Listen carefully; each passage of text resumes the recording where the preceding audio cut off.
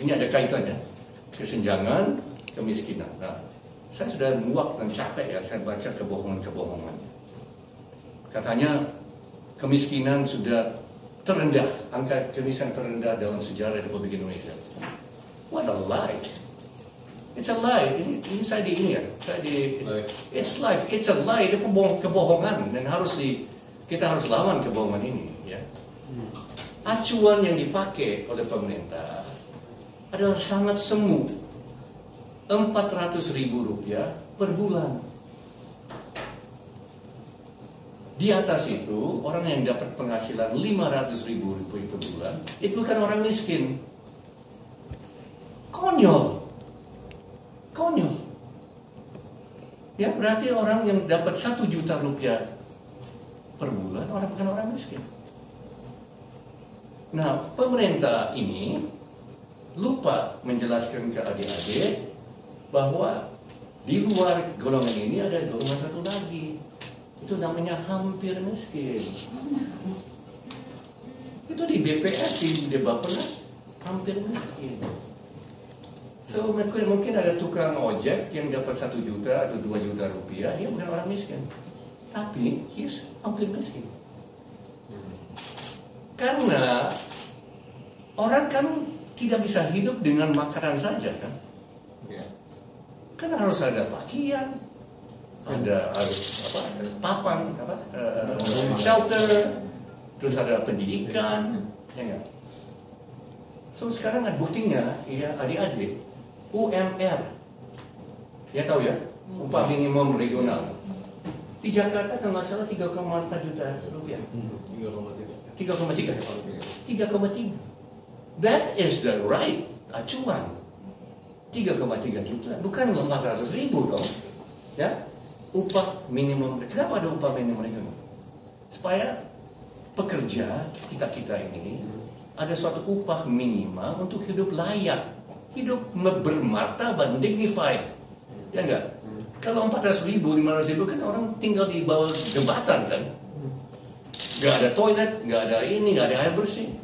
Is that dignified way of life? No. Ya. So ini maaf ya, jangan tertipu dengan kebohongan adik-adik ya. And the future belongs to you. I'm 64, ya. Prabowo is 67, ya. The future belongs to you because what's going to happen is going to affect all of you. Ya.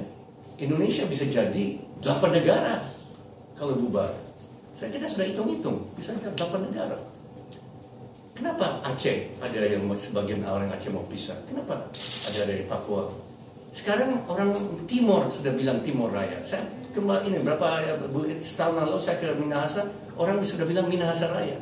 Orang Dayak sudah bilang Dayak Borneo Raya. Kenapa? Karena mereka lihat bahwa pemerintah pusat Republik Indonesia tidak membawa kesejahteraan, kemakmuran bagi mereka. You look at the statistics. Ya. Nah, satu lagi. Saya kaget waktu Bank Dunia beritahu tim saya lainnya. 4 orang Indonesia terkaya, punya harta dan penghasilan lebih dari 100 juta orang Indonesia. Ini bukan khayalan ya, it's not my imagination. You can go on the internet, you can go check with Oxfam, you can check with Huffington Post, you can check with the World Bank, IBRD, you can check with all these. I'm not giving you lies, I'm telling the truth. Nah, kalau dengan begitu, ya, Indonesia sangat terancam, ya, karena, ya, ada sedikit teknis, ada rasio Gini. You can go on the internet. Gini, G-I-N-I. Ya. Gini rasio ini menunjukkan bahwa kesenjangan ini semakin buruk sejak 20 tahun. Ya. 20 tahun lalu Gini rasio itu adalah 1 ya banding 21, 0,28. Ya berarti 1% ya orang terkaya di Indonesia memiliki 28% penghasilan. Sekarang sudah 0,45.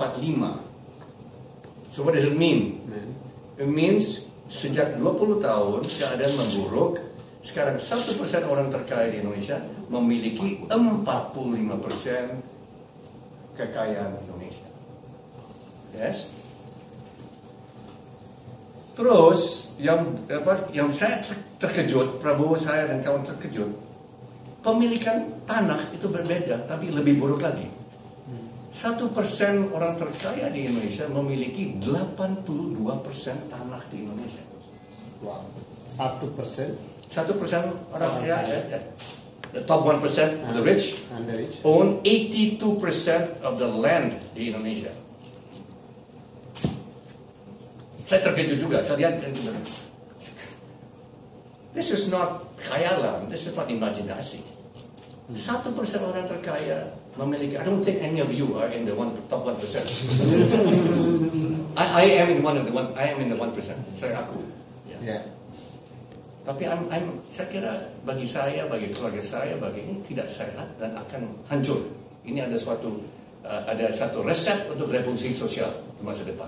It can happen 5 years from now, it can happen 50 years from now. It will happen because people are not going to accept it. Ya. Di Amerika sudah gawat di sana, ya, the 1%. In Indonesia is the 0,1%, you know. Ya. So 1% memiliki tanah 82% di Indonesia. Ya. So ini the 99% memiliki 18%. Nah, ini ada kaitan dengan angka-angka lain.